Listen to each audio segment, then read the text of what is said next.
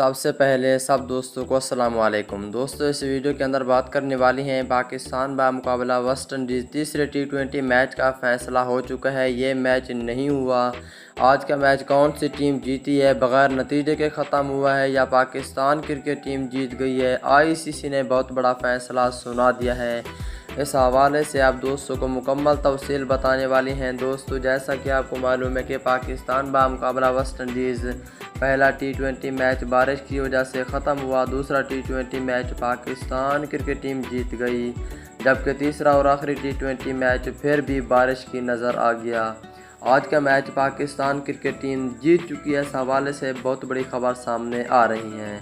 दोस्तों इससे पहले इस वीडियो को लाइक करें, चैनल को सब्सक्राइब करें, बेल आइकन दबाकर ऑल पर लाजमी क्लिक कर देना है। तो दोस्तों बढ़ते हैं वीडियो की जानिब और आप दोस्तों को बताते हैं इस हवाले से मुकम्मल तफसील।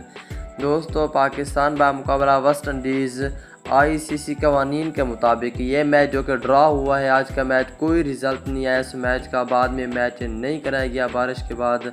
आज के मैच का रिज़ल्ट ये है कि पाकिस्तान क्रिकेट टीम को 1 पॉइंट मिलेगा और 1 पॉइंट जो है वेस्ट इंडीज़ क्रिकेट टीम को मिलेगा।